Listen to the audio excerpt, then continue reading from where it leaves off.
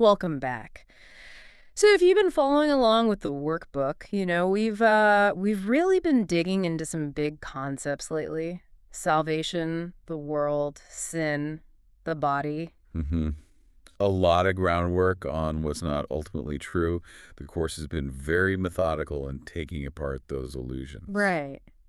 And now it feels like we're hitting a major turning point with this new essay introduction. We're shifting focus.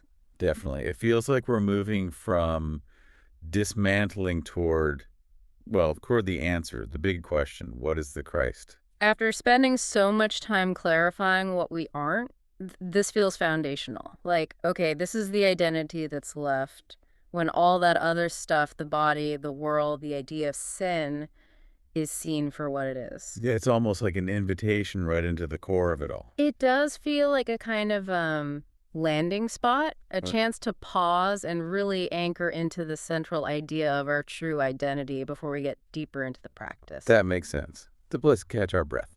And as always, we love hearing your thoughts as we walk through this. You can always reach out at ACIM at theworldharmonyproject.org or find us over on TikTok. Handle is the World Harmony Project. Okay, so let's get into the reading itself.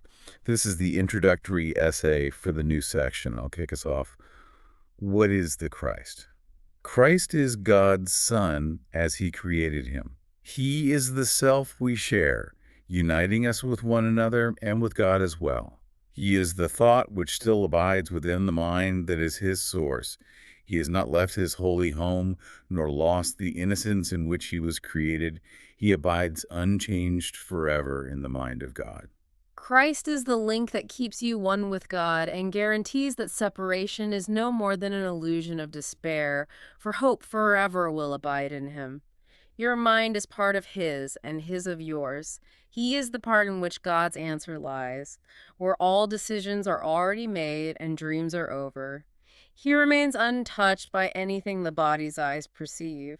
For though in him his Father placed the means for your salvation, yet does he remain the self who, like his Father, knows no sin. Home of the Holy Spirit, and at home in God alone, does Christ remain at peace within the heaven of your holy mind. This is the only part of you that has reality and truth. The rest is dreams. Yet will these dreams be given unto Christ to fade before his glory and reveal your holy self, the Christ, to you at last. The Holy Spirit reaches from the Christ in you to all your dreams and bids them come to him to be translated into truth. He will exchange them for the final dream which God appointed as the end of dreams. For when forgiveness rests upon the world and peace has come to every son of God, what could there be to keep things separate? For what remains to see except Christ's face? And how long will this holy face be seen when it is but the symbol that the time for learning now is over and the goal of the atonement has been reached at last? So therefore let us seek to find Christ's face and look on nothing else. As we behold his glory, will we know we have no need of learning or perception or of time or anything except the holy self, the Christ whom God created as his Son. Wow. I mean, it starts right off with that huge statement, Christ is the self we share. That single idea just completely turns the ego's viewpoint on its head. The ego is all about separation, uniqueness based on the body. It is, and the essay draws such a sharp line, doesn't it, between the Christ, unchanging, eternal in God's mind and everything else. Yeah. And then that line hits you. This is the only part of you that has reality and truth. The rest is dreams. That's Challenging. That's the one. That's where the tension often comes up for people studying this, because if everything we experience day to day, our jobs, relationships, struggles, if that's all just dreams, what's the point? right. How do we mesh that idea with being here, seemingly needing to practice forgiveness within those dreams? Right. And I think the way to reconcile it is understanding why that statement is there. It's defining the absolute stability, the unchangeability of the Christ self. It cannot be touched by time or sin or mistakes. So anything that does involve change, fear, guilt, which is basically everything our senses report, has to be, by that definition, unreal in the ultimate sense. Exactly. The dream isn't pointless, it's the classroom.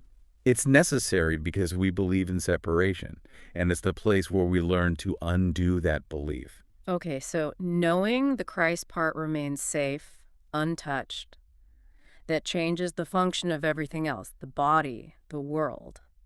They shift from being sources of guilt or fear. To neutral tools, tools the Holy Spirit can use, which leads right into that mechanism it describes. The translation part. Yeah, the Holy Spirit reaches from the Christ in us to all our dreams and translates them into truth. This is atonement in action. It means taking the very stuff the ego made, the errors, the hurt, the blame, and using that as the material for learning love. Nothing gets wasted. So the dreams aren't just tossed aside, their purpose gets flipped. Instead of proving separation, they become opportunities for connection, for communication. And that points toward the idea of the final dream. Right. The one where forgiveness covers everything, universal peace. It's not reality itself, but it's like the graduation ceremony from confused learning, a doorway. A necessary doorway. And that's where the essay says Christ's face is seen. Which brings up that important distinction in the last paragraphs. Between the Christ, the eternal reality, and the face of Christ, the symbol we perceive. Yes. The face of Christ is what we glimpse when we manage to look past someone's defenses or our own and see that innocence underneath. It's that holy perception, the step right before direct knowing. It confirms learning is complete, but because it's still a face, still something perceived, it belongs to the dream world, and eventually it has to dissolve too. So we look for the face of Christ now because seeing it is the sign, the proof that the goal of atonement is reached. And Then only the holy self remains. Okay, so let's talk about what that looks like. Practicing seeking that face. Maybe starting with when we see the Christ in others, especially when things are messy, like that work situation I remember. Oh, yeah. Yeah, dealing with a colleague who was just clearly burnt out, really struggling. And they started getting loud, complaining about management, acting out a bit, kind of disruptive. Classic trigger situation. The ego wants you to jump in, right? Either join the complaining or judge the behavior. Totally. Other teammates were getting annoyed, sarcastic, and inside it was hard initially to feel, warmth. But I consciously chose internally to hold a space of forgiveness, just refuse to get pulled into the drama or define that person by their temporary state. So that was the act of seeing the Christ. Not imagining them acting perfectly, but looking past the behavior to the untouched self. That's how it felt. And the interesting thing was the peace I felt. It wasn't because the situation suddenly got better, it was still messy outside. The peace came from that internal shift, deciding how I was going to see it. That's the translation mechanism right there.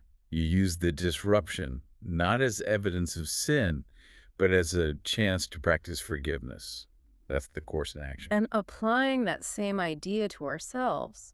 Sometimes that's even harder, isn't it? When you're stuck in self-judgment about something you did, some mistake. Oh, absolutely.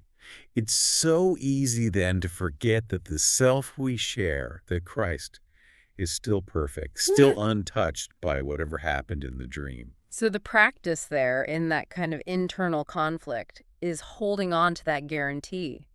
Christ has not left his holy home. My value isn't based on my performance in time. Right. If Christ is the self I share, then attacking myself is like trying to attack God's perfect creation, which is impossible. It extends outward too, doesn't it? Like when you feel despair looking at world events, all the conflict, the essay says Christ guarantees that separation is no more than an illusion of despair. For hope forever will abide in him, yes. Yeah. Even when perception is screaming division and hopelessness, Christ is that internal anchor reminding us separation isn't real. That's the source of hope, even in a tangled-up dream. That's huge, because it implies that deep down, all decisions are already made. At the level of reality, salvation is done. Our job isn't fixing the world. Our job is recognition. recognizing the reality that's already true beneath the surface appearances. So our peace doesn't depend on controlling the dream, getting the coworker to calm down, or the news headlines to be different. No, it comes from resting in that deeper place, knowing the Holy Spirit is actively translating all that surface noise back into truth. Okay, let's shift this into the practical steps then. For you listening, when you're right in that moment of tension, feeling irritated or judged or judging, how do we make that shift from the ego story to recognizing the Christ? Well, the first step sounds simple, but it's key. Just pause. Pause and notice what you're feeling. Is it tension, irritation, anxiety? And notice where the ego wants you to look, usually outward at the problem or inward at your flaw to see the trigger. Step one, pause and notice. Okay, then what? Step two, consciously redirect your focus.